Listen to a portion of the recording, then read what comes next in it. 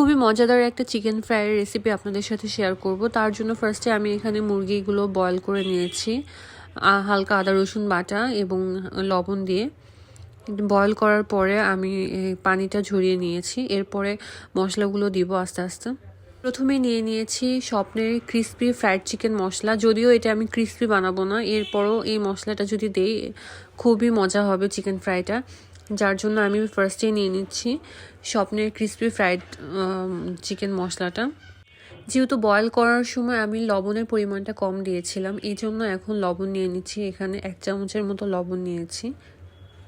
দিয়ে দিচ্ছি আদা রসুন বাটা 3 চামচ।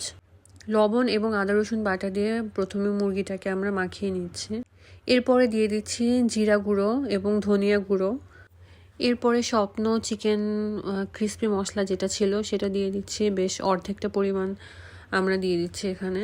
আপনারা চাইলে সব মশলা একসাথে দেওয়ার পরে মিক্স করে নিতে পারেন, কিন্তু এখানে আমি একটা মশলা দেওয়ার পরে মুরগির সাথে ভালো করে মিক্স করে নিচ্ছি।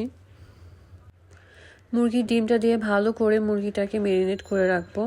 এরপরে দিয়ে দিচ্ছি হলুদের গুঁড়ো, হলুদ মরিচের গুঁড়ো দিয়ে দিচ্ছি। এরপরে এখানে আমি সব মশলা হাতের আন্দাজে দিচ্ছি, আপনারা চাইলে একটা চামচ ব্যবহার করে নিতে পারেন। এখানে আমি দিয়ে দিচ্ছি টমেটো সস। টমেটো সসটা একটু পরিমাণে এখন কম দিব, কারণ পরবর্তীতে টমেটো সসটা লাগবে।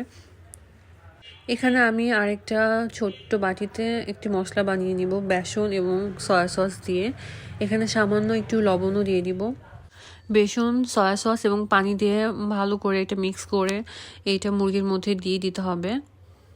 ভালোভাবে মিক্স করে নিচ্ছি যাতে দানা দানা ভাবটা না থাকে। এরপরে দিয়ে দিচ্ছি সব মশলা দিয়ে মাখানোর পরে আমরা এটাকে আধা ঘন্টার জন্য ফ্রিজে রেখে দিব। আধা ঘন্টা পরে ফ্রিজ থেকে বের করে এটাকে ডিপ ফ্রাই করে নিলে হয়ে যাবে মজার সুস্বাদু চিকেন ফ্রাই। আপনারা চাইলে বাসায় ট্রাই করতে পারেন, এটা খেতে আসলেই অনেক মজা। ট্রাই করে জানাবেন কেমন হয়েছে। আল্লাহ হাফেজ।